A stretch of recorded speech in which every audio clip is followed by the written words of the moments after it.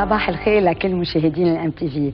اليوم بنتابع بالحلقه الثانيه لكتاب بالحلقات المميزين اللي عم نغطي فيهم معرض الكتاب الفرنكوفوني اللي هلا اليوم افتتح لكل محبين القراءه من اليوم لنهار الاحد 6 تشرين الثاني من 10 صباحا ل 9 مساء. كلكم مدعوين تلتقيوا مع الكتاب الفرنكوفونيين العالميين. واليوم بحب رحب باستديوهات الام تي في باربعه كتاب، منهم فرنسيين منهم رومانيين، كمان رح يوقعوا كتبهم بالمعرض بين اليوم وبكره. وبحب ارحب اولا بالكاتبه والصحفيه نوال شاتلي. Vous êtes la bienvenue. Ça nous fait grand plaisir de vous recevoir sur notre plateau. وكمان بحب رحب بإريك إلينو. Bonjour. كمان كاتب ورسام للبوند ديسيني. Vous êtes le bienvenu et en tout cas vous êtes le seul que l'on va recevoir et qui est donc illustrateur de bande dessinée. Donc tous les enfants et les adolescents et les adultes vous attendent bien sûr impatiemment. وكمان بحب رحب ب الكاتب Bernard Thomasson. Bonjour. Vous êtes le bienvenu aussi. Vous êtes donc une des grandes voix de France Info et écrivain bien sûr. Vous signez Ma Petite Française. Vous êtes le bienvenu sur notre plateau. واكيد الكاتبه الرومانيه بحب رحب فيها كمان دانييلا زكا. Bonjour, merci pour votre invitation.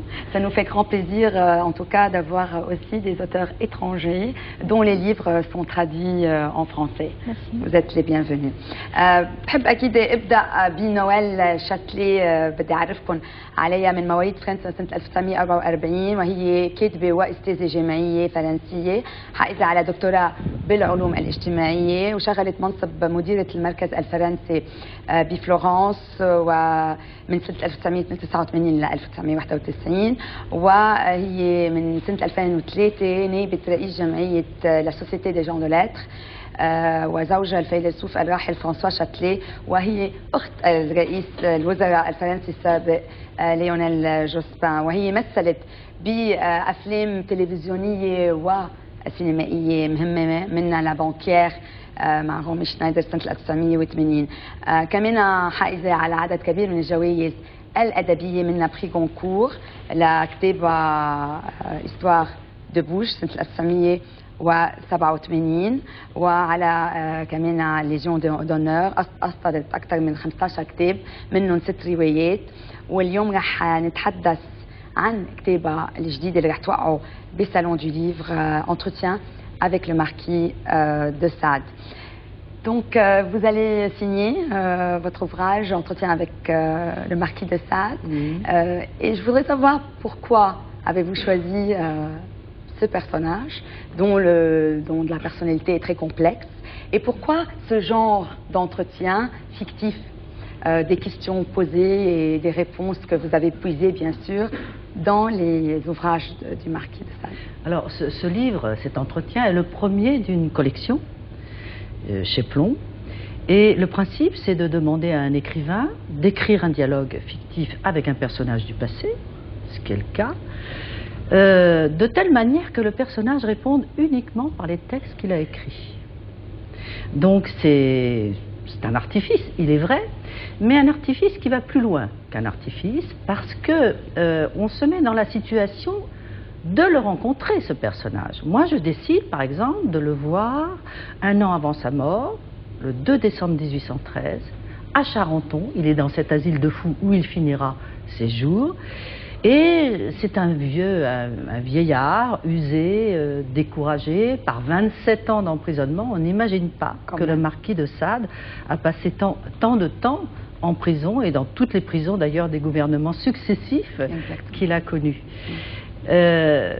Et donc je vais le voir, et là je le regarde, je l'écoute, et les yeux dans les yeux, je lui demande comment on devient Sade. Et Dieu sait si la question reste compliquée et énigmatique encore aujourd'hui.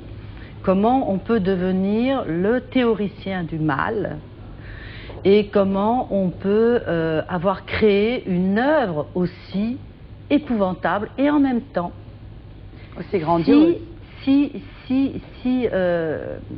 lumineuse, je dirais. C'est pour ça que j'appelle Sade le philosophe des lumières sombres. C'est un philosophe, c'est en philosophe qu'il va, à sa façon, d'une manière qui rebute beaucoup d'entre nous, mettre de la lumière là où on ne va jamais, dans la partie la plus obscure de nous. Voilà. Et c'est en philosophe que je l'interroge, c'est en philosophe qu'il me répond, et en même temps je parcours évidemment sa vie, son enfance, sa formation, je parle aussi de la manière dont il a donné sa plume, prêté sa plume à la Révolution française. Exactement. Des choses de lui aussi qu'on connaît mal, le fait que c'est un homme qui a aimé les femmes, qui a été aimé par les femmes, et qui, encore aujourd'hui, reste formidablement moderne. Il a pensé la République avant la République. Il a une haute idée de ce que peut représenter la raison, et il est un fervent. Il ne supporte pas l'idée de la peine de mort, par exemple. Il a beaucoup réfléchi à l'égalité des hommes et des femmes, à la législation, etc. C'est un homme qui a donné beaucoup de lui-même, y compris dans la société de son époque. Donc on remarque que c'est un personnage un peu avant-gardiste, avec de grandes idées, oui, qu'on retrouve aujourd'hui encore. Oui. Des grandes idées comme sur la religion, sur l'égalité, sur la liberté. Donc des questions qui restent encore sans réponse aujourd'hui, n'est-ce pas? La question essentielle, c'est comment il en est arrivé à une telle œuvre. Et là, j'ai la réponse. Mais, enfin, je considère que je l'ai. Quand il explique qu'il est devenu, il était libertin, il a été enfermé pour libertinage. Mais en réalité, ce qu'on ne sait pas, c'est que toute son œuvre a été écrite en prison. C'est une œuvre de prisonnier, c'est une œuvre de, comment dire, de revanche, de haine contre le genre humain.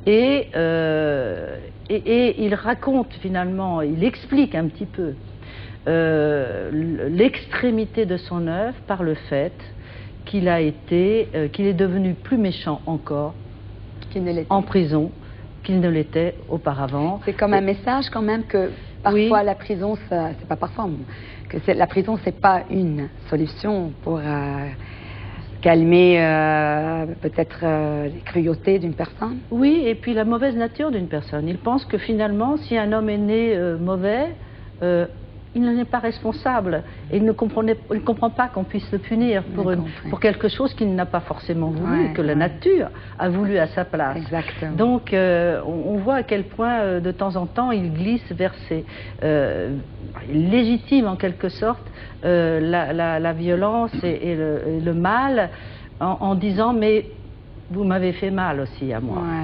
Et c'est vrai que quand je vais le voir à la veille de sa mort, je trouve un personnage presque émouvant, avec lequel j'ai envie d'emmener mes lecteurs dans une compréhension davantage qu'un jugement. Voilà, je suis allée voir ça pour le comprendre, pas du tout pour le juger. Oui, c'est un message aussi de tolérance vers des gens que l'on ne connaît pas et qu'on l'on juge juste par des faits très beaucoup d'a priori et des a priori qu'il a évidemment qu'il a exagéré lui-même, enfin il s'est fait lui-même, d'une certaine manière il a fait tout pour qu'on ne le comprenne pas. Et moi je me dis non, ce soir là je vais le voir à Charenton, je veux le comprendre, je veux l'approcher, le faire aimer c'est un bien grand mot, mais le faire en connaître tout cas, quand même. Mieux le connaître et savoir que cet homme est un homme parmi les autres, un humain aussi. C'est c'est très beau ce que vous dites, je vais juste traduire très brièvement. حضرتها كاتبة كتاب entretien avec le marquis de Sade اللي هو كاتب بنعرف عظيم، وكتب كل كتبه هو بالحبس 27 سنة، وكانوا أفكاره أكيد فيلسوف كبير، أفكاره كانت سابقة عصرها، الأفكار كان عنده إياها بعدها اليوم موجودة، حرية النساء، أكيد كمان كثير حكي عن الدين والانفتاح بالآخر، ولكن معروف الماركي دو ساد قد ايه جرب يضل بالظلمه، وكثير بكتاباته بنلاقي في عنف وفي كمان كثير من الشر، ولكن حبت هي خلال هالكتاب تتعرف وتعرف هيدا الشخص على الاخرين، لانه هو ما حب من خلال كتاباته انه نتعرف عليه، ولقيت انه هو انسان حب ونحب، وإنسان عظيم بأفكاره اللي كانت أكيد سباقة، وعن جد كتاب رائع، ومن يمكن المواضيع الفلسفية ذات الأبعاد كمان الأدبية العميقة جدا. Une dernière question, qu'avez-vous pu retenir de cet auteur, de ce personnage, quelque chose qui a changé, quelque chose peut-être quelque chose en vous, surtout que vous êtes auteur, très proche de la philosophie. J'ai l'impression de l'avoir vécu cet entretien en l'écrivant. Peut-être le fantôme de Sade était-il là pendant que j'écrivais. Et vous avez parlé de tolérance, c'est le mot que je retiendrai. De cette rencontre. Pourquoi? Parce que finalement, je me demande si Sade n'a pas été au fond le philosophe le plus audacieux du XVIIIe siècle, puisqu'il est le seul a été voir là où on ne veut jamais voir, dans la partie la plus sombre de nous. Et pour moi, qui suis une non-violente, une presque angélique de tempérament, c'est vrai que de m'approcher d'un personnage qui a voulu aller aussi loin, prendre tant de risques, d'une certaine façon, au nom de la philosophie, je ne dis pas que je suis d'accord, mais ça m'impressionne. Ça m'impressionne, et il faut rendre, je crois, à Sade ce qui revient à Sade, c'est-à-dire cette audace-là. ميرسي بوكو. كنت عم بسألها شو الرسالة اللي بتحب توجهها وشو تعلمت هي ككاتبة وفيلسوفة من هالفيلسوف الكبير. قالت لي أول شيء تحية كبيرة لهالفيلسوف اللي كان من أكبر الفلاسفة، هي لها أكبر فيلسوف القرن الثامن عشر، اللي لقيته كتير جريء وقدر يدخل إلى أعمق الانسان اللي نحن بنخاف نفوت على داخلنا ونكتشف امور يمكن ما بدنا نكتشفها، هو قدر يكتشفها، يمكن خاصه انه عايش 27 سنه بالحبس.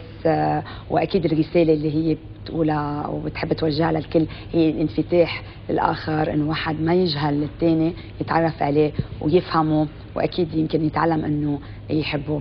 ميرسي بوكو. ميرسي. بحب رحب كمان بإريك إنينو. إريك إنينو من مواليد فرنسا سنة 1974، وهو مهندس، ولكن شغفه للرسم خليه يدخل عالم البوند ديسيني، وهو اليوم من أهم رسامين، وأكيد بيشارك بكتابة البوند ديسيني. أصدر أول كتاب له دو ميموار دام أليستر كين شاسور دو فامبير سنة 2007، ولو دراغون دو فورتونا في الجزء الأول والثاني، وكمان سلسلة كارتاغو بالجزء الأول ليزومانيويد أسوسيي. واليوم عم يوقع بالصالون دو ليفر 12 ميستري جونز توم 3، واليوم رح يوقعوا الساعة 7 بستاند ستيفان. أكيد محبين البوند ديسيني كتار، واليوم البوند ديسيني ما بقى للأولاد، هي بحياتها ما كانت بس للأولاد، اليوم في رسالة دايما ورا البوند ديسيني للمحبين اللي بيحبوا يقروا بطريقة سهلة أكثر، بس المواضيع عم بتكون كتير مهمة. Donc, vous étiez toujours fasciné par le monde de la bande dessinée, j'imagine, surtout par l'illustration, le dessin, malgré que vous êtes ingénieur. Et j'aimerais savoir, avant de vous poser des questions sur les bandes dessinées que vous illustrez, quelles sont les bandes dessinées que vous